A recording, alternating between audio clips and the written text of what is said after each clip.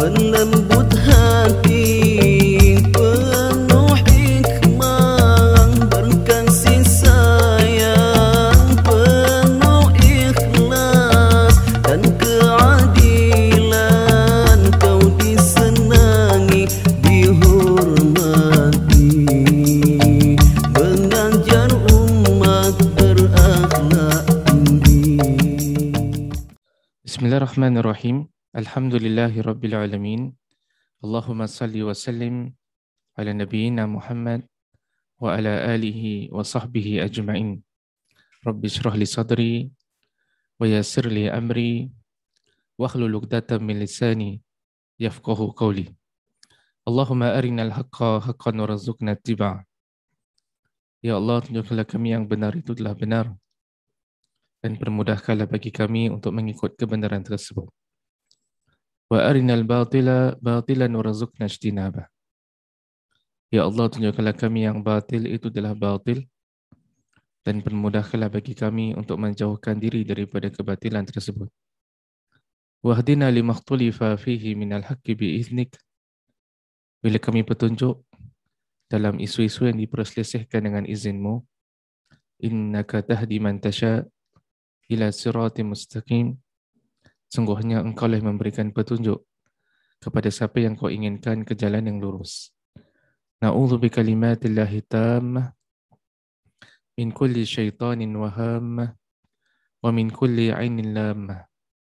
Muslimin muslimat dirahmati Allah, pertama dan utama terimalah salam ukhuwah daripada saya. Assalamualaikum warahmatullahi wabarakatuh. Selamat datang saya ucapkan kepada semua ke dalam sesi kita pada hari ini. Pada hari ini saya diamanahkan untuk mengupaskan sebuah topik yang ada kaitan dengan baginda Rasul sallallahu alaihi wasallam. Topik yang kita nak bahaskan pada hari ini adalah tentang berinteraksi dengan kaum lain. Bagaimanakah Rasulullah sallallahu alaihi wasallam berinteraksi dengan kaum lain? Berinteraksi dengan individu-individu yang mempunyai kepercayaan yang lain, agama yang berlainan. Jadi sebagaimana kita maklum yang Nabi SAW berinteraksi dengan pelbagai lapisan masyarakat. Nabi SAW berinteraksi dengan pelbagai golongan, baik golongan yang Islam maupun golongan yang bukan Islam. Jadi pada hari ini insya-Allah Ta'ala kita nak kongsikan sedikit mutiara-mutiara tentang cara hidup Rasul sallallahu alaihi wasallam, cara interaksinya Nabi sallallahu alaihi wasallam dengan golongan-golongan yang berlainan agama. Pada hari ini saya nak berikan tumpuan tentang interaksinya Nabi sallallahu alaihi wasallam dengan golongan jirannya. Dan jiran yang kita masukkan kat sini bukan sahaja jiran daripada kalangan orang-orang Islam, tapi jiran juga daripada golongan individu-individu yang bukan Islam. Apabila kita memperhatikan sunnah Rasul sallallahu alaihi wasallam, kita dapati yang Nabi sallallahu alaihi wasallam merupakan role model ataupun contoh tentang bagaimana berinteraksi dengan jiran dengan cara yang paling baik.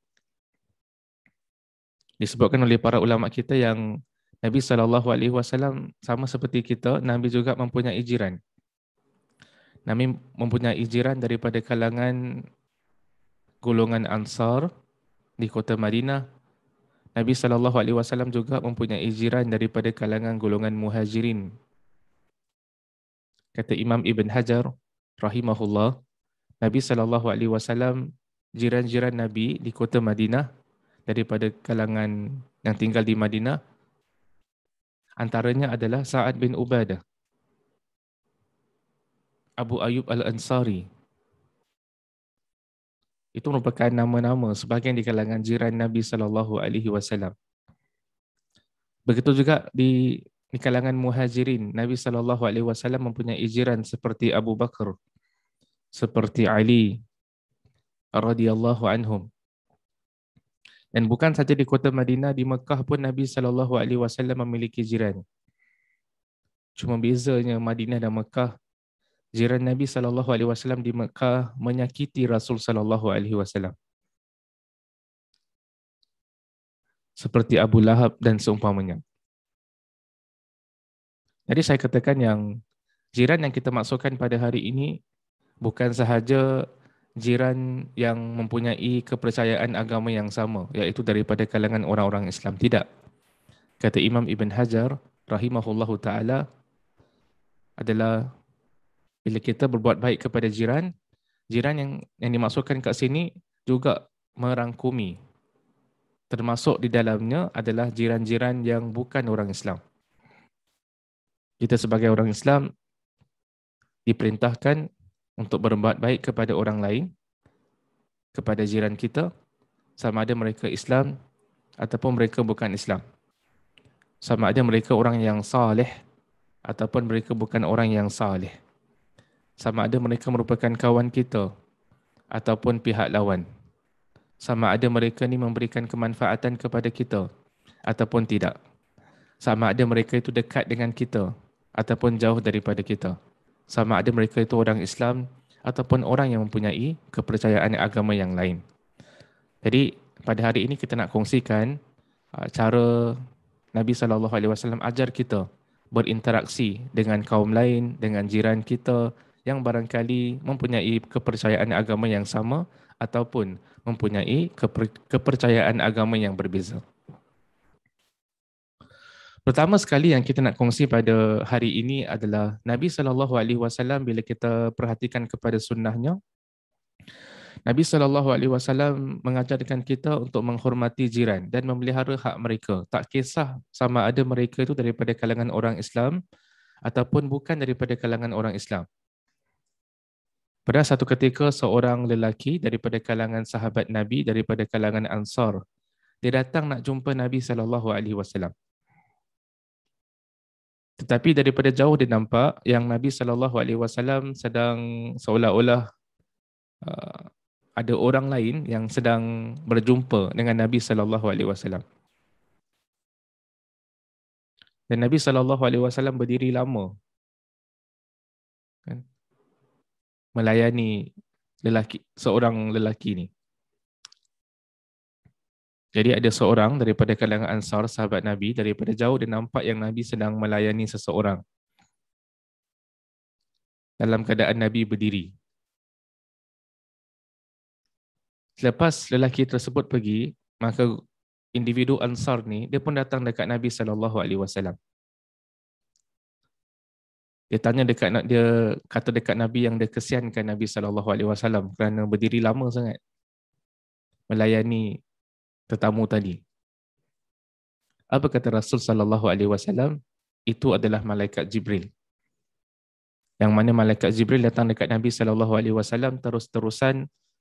Malaikat Jibril ingatkan agar melakukan kebaikan, berbuat baik terhadap jiran. Sampaikan Nabi SAW ingatkan yang golongan jiran ni boleh mewarisi harta jiran yang lain. Ini jelas menunjukkan tentang kepentingan kita berlaku baik kepada jiran kita. Sama ada jiran kita adalah mempunyai agama yang sama ataupun kepercayaan agama yang berlainan. Sama juga pernah Nabi SAW memberikan pesanan kepada para sahabat pada waktu haji. Nabi ingatkan kepada para sahabat agar melakukan kebaikan terhadap jiran. Itu yang pertama. Yang kedua, berdasarkan hadis-hadis Rasul SAW, kita dapati yang memuliakan jiran termasuk dalam tanda-tanda keimanan.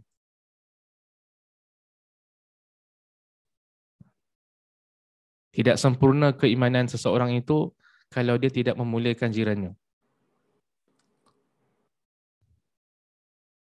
Jadi dalam sebahagian hadis Rasul SAW, Nabi SAW mengatakan yang barang siapa yang beriman kepada Allah dan hari akhirat, hendaklah dia memuliakan jirannya. Kata Imam Ibn Hajar, rahimahullah, termasuk dalam memuliakan jiran adalah dengan memberikan mereka hadiah. Memberikan kata-kata salam ataupun penghormatan kepada mereka, dengan memberikan senyuman kepada mereka, dengan bertanyakan tentang khabar mereka, dengan menghulurkan bantuan ketika mana mereka perlukan, dan menahan diri daripada melakukan apa sahaja bentuk kemudaratan terhadap mereka. Jadi Nabi pesan kat kita, barang siapa yang beriman kepada Allah dan hari akhirat, hendaklah dia muliakan jirannya. Tak kisahlah jiran itu daripada kalangan orang Islam ataupun jiran tersebut daripada kaum yang lain, daripada kepercayaan yang berlainan. Yang ketiga yang kita nak kongsikan pada hari ini adalah tidak sempurna iman seseorang yang menyakiti jirannya. Jadi Nabi SAW pernah menyebutkan yang demi Allah tidak beriman.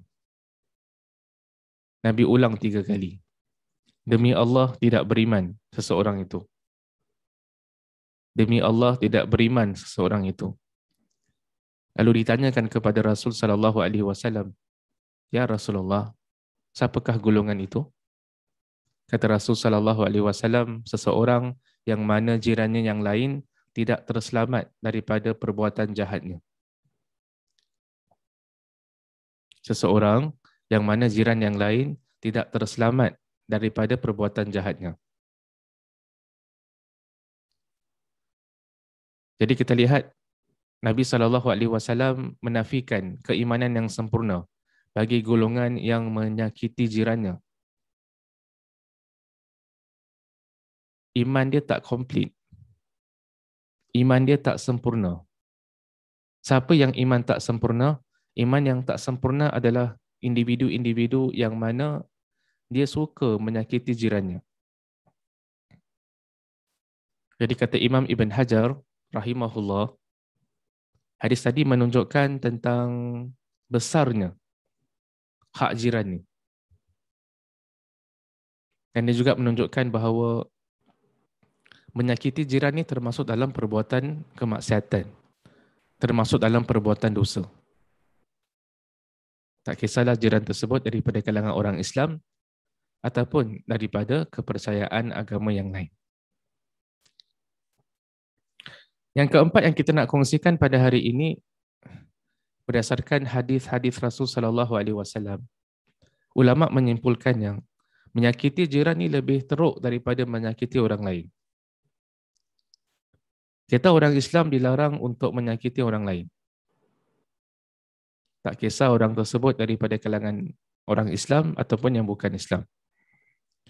Dan yang lebih teruk lagi adalah kalau kita menyakiti, melakukan perkara-perkara yang memberikan kemudaratan kepada jiran kita. Itu lebih teruk.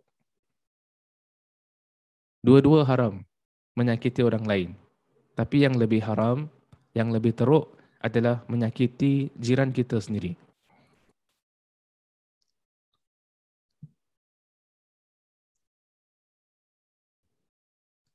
Mencuri itu haram, termasuk dalam dosa besar. Tetapi antara perbandingan mencuri harta orang lain dengan mencuri harta jiran kita sendiri, yang lebih teruk adalah mencuri harta jiran kita. Mencuri harta orang je dah teruk dah, termasuk dalam dosa besar. Tetapi mencuri harta jiran adalah lebih teruk daripada mencuri harta orang yang lain. Menyakiti jiran tu lebih teruk daripada menyakiti orang lain. Itu yang ditegaskan ataupun yang ditekankan oleh para alim ulama kita. Yang kelima, melakukan ibadah yang banyak tetapi menyakiti jiran. Jadi apabila kita memperhatikan hadis-hadis Rasul sallallahu alaihi wasallam, kita dapati yang orang kalau melakukan ibadah, banyak ibadah, tetapi menyakiti jirannya, ini adalah sesuatu yang berbahaya. Sebagai orang Islam, kita digalakkan ataupun kita dituntut untuk menjaga hubungan kita dengan Allah. dengan melakukan ibadah. Sebagai orang Islam, kita juga dituntut untuk melakukan kebaikan terhadap orang lain. Jadi dalam sebagian hadis, Nabi SAW ditanya tentang seorang Muslim yang mana dia banyak melakukan salat, dia banyak melakukan puasa, dia banyak bersedekah. Tetapi orang ini dia suka menyakiti jirannya melalui perkataannya. Apa kata Rasul sallallahu alaihi wasallam? Nabi sallallahu alaihi wasallam mengatakan orang tersebut bakal masuk ke dalam neraka. Kemudian ditanya kepada Rasul sallallahu alaihi wasallam tentang seorang muslim yang mana puasa dia taklah banyak. Amalan sedekahnya taklah banyak. Amalan salatnya taklah begitu banyak. Tetapi dia tidak menyakiti jirannya. Apa kata Rasul sallallahu alaihi wasallam? Rasul sallallahu alaihi wasallam mengatakan individu ini bakal masuk syurga. Itu yang ulama mengingatkan kita bahayanya kita menyakiti jiran walaupun kita mempunyai banyak amalan ibadah. Banyak amalan ibadah, solat sunat kita, puasa-puasa sunat, sedekah kita. Tetapi kalau kita menyakiti jiran, maka itu adalah termasuk dalam perkara yang besar. Takut-takut diharamkan daripada masuk ke dalam syurga. Yang terakhir yang kita nak kongsikan pada hari ini adalah tentang memberikan hadiah kepada jiran adalah sesuatu yang digalakkan dalam Islam. Tak kisah jiran itu daripada kalangan orang Islam ataupun yang bukan Islam.